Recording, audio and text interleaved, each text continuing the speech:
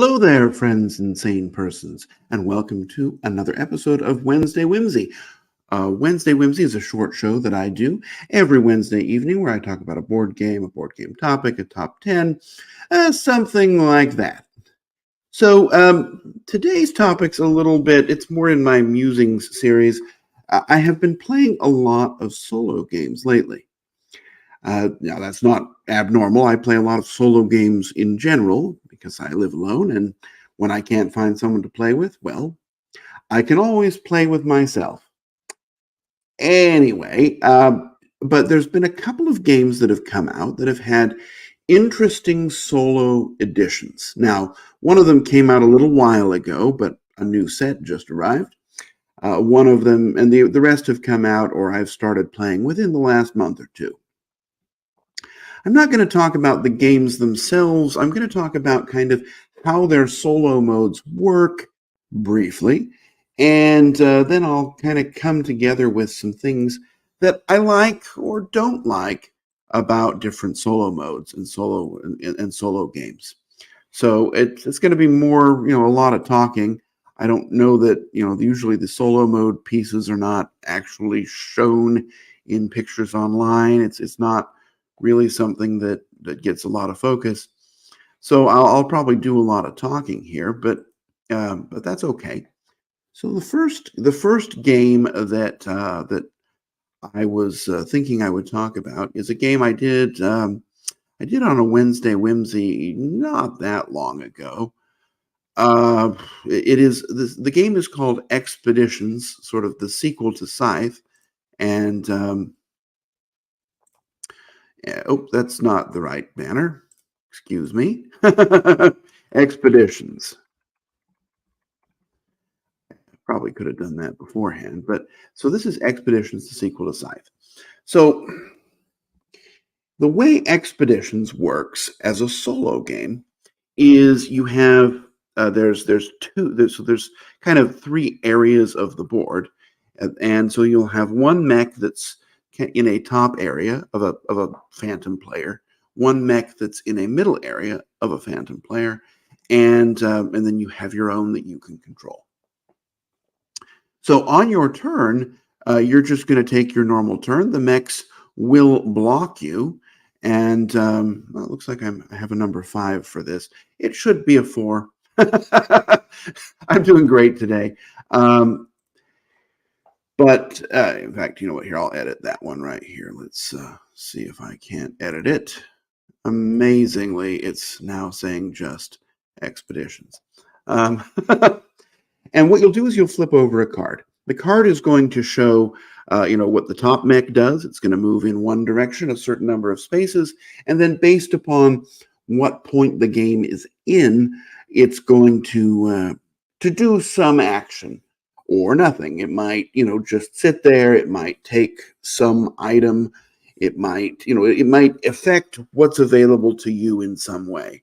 It'll usually reveal the tiles as well, which, keeps the game going. And then the second mech will do that as well. So on your turn, you do what you want, and then it's a very simple flip of a card, do this and do that for the opposing players. And then, you'll calculate your score. They will calculate their score. They have this little chart that's off to the side where they'll slowly unlock different bonuses.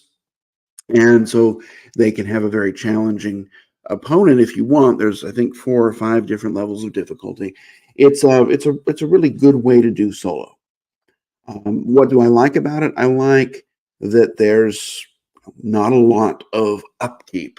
Yes, the other player has a turn, but that normally happens. But what you're doing is focusing on your game, and you're trying to end the game at a time when you'll be in a position to win, because that other opponent is also going to be scoring a lot of points. So you have to be careful. It can be a good challenge.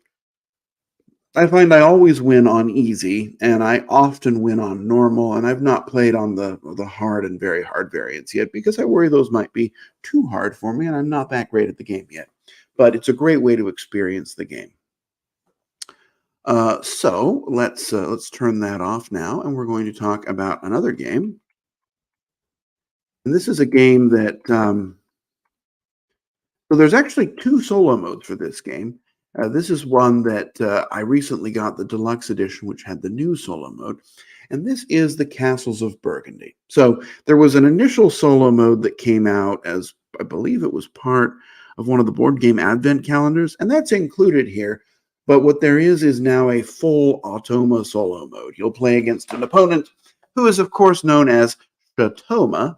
You gotta love that. And what this opponent does is they have their own little sideboard, and they have two cards they're going to flip up. And the cards are going to tell which of the things they're trying to get. So on their turn, you are going to, you'll roll. So in Castles of Burgundy, you roll your two dice and you roll a white die. And the white die is going to indicate where you place a good in the market. It doesn't do a whole lot for you, but for purposes of the Shatoma, it's going to indicate which of the two cards they're going to focus on. And one of the cards is going to be, I think it's on a 1 to 4, it'll focus on the left card, and on a 5 or a 6, it'll focus on the right card. So there is some focus. So you can kind of see what's coming. And then when it's the Shatoma's turn, you'll roll one player die, and they are then going to start at, because in Castles of Burgundy, there are these 6 depots, they're going to start at 1, at the one that corresponds to what they rolled, and they're going to pick the first available option on their sheet. Usually there's 4, I think there's 3 to 5 different symbols on the sheet, and they'll pick the first available tile that matches it. If there's nothing, they'll keep going clockwise.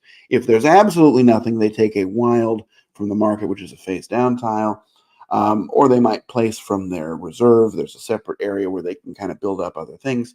But ultimately, what I like about this game, first of all, it's pretty easy to integrate, right? It's very light solo rules. They're explained nicely on a card that you can kind of keep off to the side. But I like that it's not random. Yes, it is random, right? You're rolling 2 dice, and there's nothing more random than rolling dice. Well, I'm sure there is, but you can kind of look at the board and see. I mean, at the start of the round what they're going for, which of the 2 cards they're going to be on, because the white die has been rolled. You just don't know which of the 6 depots you're going to start. And so on your turn, you might think, I really want to make sure I get a castle, and I see that they are going for castles if they get, depending on what they roll. So if I want to get one, that helps me focus so that I can make sure that I do. It's actually a lot like what a regular player would be doing, because a normal player is going, you can look and see what they're going for. You don't know exactly what they're going to do, but you make some predictions in the game. Ultimately, when the solo player fills up a card, they score a big bucket of points, and then they place the stuff out on their map. And their map isn't really doing much, it's just holding them, but when they fill up certain areas, they can take those bonuses, because in castles, there's a bonus for completing certain colors first. So they'll, kind of mess with that as well. I find the opponent to be fairly challenging. I often play it on hard difficulty or on medium difficulty, but with a couple of the modifiers, because the game has sort of 3 difficulty levels, which is just how many points the other player scores from each card. But then there's a whole list of modifiers that you can add, that'll make the game more challenging. And I really like that it's scalable and that it's predictable, and of course that it's easy to implement. So that's the Castles of Burgundy Shatoma mode. I'm not going to talk about the other solo because I don't remember it. I could go upstairs and try it, I'm sure, but this Shatoma solo mode is really quite good. So the next one I'm going to talk about is a game that arrived, and I actually just started playing this weekend. And this one has a solo as well. This is the game Barcelona. So Barcelona, you have this Gaudi player. And I'm talking about this one because there are a couple of issues I have with it. I enjoy it, right? It's a good way to kind of learn. And the game Barcelona is an easy game to learn and get into. Maybe I'll do a Wednesday Whimsy on it sometime. But you'll play against a player named Gaudi. And basically, what he does is at the start of his turn. So in Barcelona, you have, I think, 16 intersections. Don't count my math. Maybe it's 20. I don't know. This is a number of intersections. And normally you're going to place a little stack of tokens on an empty one, and you will do the thing that's at the top and the thing that's on the side. And if you're on a diagonal, also the thing that's on the diagonal. The way the other player works is they will pick an intersection following a series of priorities. So the first priority is there are these tokens that end up in the intersection that make it yours, and they give you a bonus. The player will always try to go for one of those if possible, because he'll get some points. If not possible, either because there isn't one or because it's out of his range, he'll try to go to an area where he can build a building that turn. And usually that's possible. And then if that's not possible, the third priority is going to be an intersection where you aren't going to get anything from it. So because of your intersections. So he's going to pick one of those. The rules are not particularly clear on what adjacent means. I've seen on videos online that it's any of the 8 intersections that kind of surround him in a star, not necessarily connected by a path, and that makes sense. But I don't know. I mean, there's paths in the game, so you'd think that that would help with adjacency. Anyway, it doesn't really matter. But I find that selection process to be a little bit more involved than I would otherwise like, but it's not that bad. And then, you'll flip a card and he'll do the action on the card, which is some sort of a variant of your actions. And most of those are pretty easy. It'll be, take a token and place it in the leftmost spot on his board, or place streets adjacent to where he is, or something like that. So it's an easy to implement solo, other than a little confusion about the movement. It also has a nice separate rule book, which I really like. The problem with this, and it's also a problem with Endless Winter, which I'm not talking about today because I haven't played it solo in a little while, but it kind of feeds into the same issue, and that is that this is just too easy. I have never lost to this. In fact, I've never come close to losing. Last night I played it. I played it on hard with the extra hard variant, and I beat the opposing player by more than 100 points. It was not even close. And part of that is that his selections are random. And so, one of the biggest ways to get points in the game is these modernism scoring tiles that you'll collect, and they're goals that you'll score at the end of the game. And if the card does not come up where he's going to score them, where he's going to select them at all, he just doesn't get any points. And, it came up in such a way that the draw deck was such that because you shuffle the draw deck at each of the scoring moments. So if something's near the bottom and it ends up near the bottom a second time, it might never come up. He never selected one. And I got, I had 100 extra points at the end of the game. It was close-ish until that, but it was not even close at the end of the game. And I found that to be the case every time. There's always something that he doesn't end up doing, and by not doing it, it leaves it to you to sort of govern and mess with unmolested, and that makes the solo experience kind of flat. So, although I do enjoy the experience, I really wish it were more challenging. And I mean, there are some variants to make it harder, but I was playing with them and I still did not find it very challenging. So and again, Endless Winter is also that way. I find the solo to be a little bit too easy. All right. So that's something to think about. And the last one I wanted to talk about, and this is a little bit different than the rest, but this is the game is. I need to do a Wednesday Whimsy on this sometime, and I hope I'm spelling it correctly. Where did I put that? Yes. So sorry. The game is called Ashes Red Rains. So this is a solo or cooperative implementation of an older game called Ashes: Rise of the Phoenixborn. The game came out, I don't know, close to 10 years ago, probably. I guess I could check. Let's see. Ashes came out in 2015, so nearly 10 years ago. Um, so it's been around for a while. And Red Rains is a fantastic thing because I've got it set up on the table here behind me, because it allows you to play the game solo. So one of the problems with Ashes is that it's one of those games that you have to come to it with a lot of overhead. And a good player, or even a player familiar with it, is just going to wipe the floor with a player who has less, experience. I don't know what's going on with me today. And the way that this Red Rains works is it allows you to play the game solo, and it does it fantastically. What you have is you have there's currently two. That's why it's back in my mindset. The original came out earlier this year, I think March, April timeframe, and then this second set has come out. You have an opponent, a chimera that you're fighting against, and it has an aspect deck that's made up of 18 cards. And you can either do one aspect, or you can mix them and you can make a custom one, or you can randomize it however you want. But these aspects are basically its units. They're going to come out, they're going to affect you in some way, and when you defeat them, they do damage to the boss. And you can also attack the boss directly.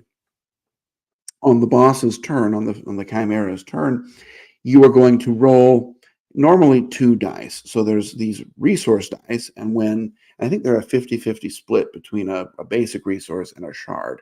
And if you get the shard, they go up into this track. When the shard track is full, then it gets one of these Red Rains tokens. When it gets a certain number of those, which I think might be always 3. I don't know that I've seen anything other than 3, but whatever the ultimate value is, it's going to activate some negative effect and progress to the next stage. And then you'll roll the behavior die, which you have a little card based on the stage that it's in, which is going to tell you what to do. And normally what that's going to be is to reveal one of its face down cards if possible. And oftentimes it will, waste your dice, do you some damage, do something negative to you, or just have one of its aspects attack you. So the attacking happens just like in the base game. It's just the cards will themselves tell you which unit they're attacking. They either your leftmost unit, your rightmost unit, or your Phoenixborn, which is your character that if it's defeated, you lose. So that's how it works. It's very simple.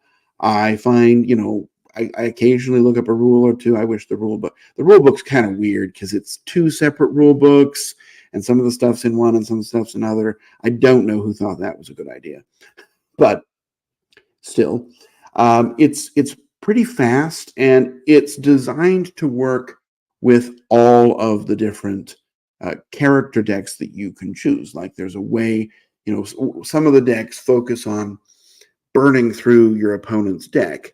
And so, there's a way to do that. There's some that will focus on, summoning a large variety of creatures to block. And there's ways that it, has counters to that. It's really interesting how it has the ability to kind of interact with all of the different things that you could be doing. And I just find that fascinating. It is a little bit random. I will say, if those red rain dice, if those, the shard dice, if they just come up the wrong way, you're gonna get hammered. But that happens. It happens. It's a little bit random, but what I like about it is that it's very easy to play, and it has a definite win condition. I usually play on hard, just because I find the easy to be a little too easy. But the hard is just the right amount of challenge. If I win, I'm usually within 1 or 2 turns of losing. And if I lose, I was usually within 1 or 2 turns of winning. And that's kind of the right balance for me. So, Red Rains. So now I wanted to talk about kind of the things that I think make a good solo game, kind of based on these 4 case studies. So the first thing I like when there's a solo opponent. I did not talk about the sort of beat your high score variants, but many of the like Uwe Rosenberg type games or some others will sort of give you, they'll say, play this and a good score is 100 points. See how well you did. That's never really very satisfying. I like to feel like I won or lost. Another thing that I like is I like when the solo rules are easy to implement. When I'm playing a game, I want to spend, you know, 97% of the game doing my own turns and only 3% operating the upkeep of the solo opponent. A game that does that very poorly is a game called Labyrinth, The War on Terror. I remember I was really excited about it because it had a solo way to play, but that solo way was a very complicated flow chart. I mean, you had to open this flow chart, and it was like, if this is true, go here. If this is true, go here. If this is true, go here. Is this, yeah, yes, no?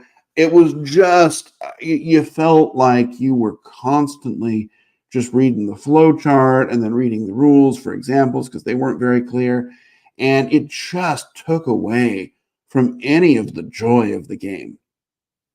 With games that have a complicated, convoluted solo mode, I'm more likely just to set up a second player and play that.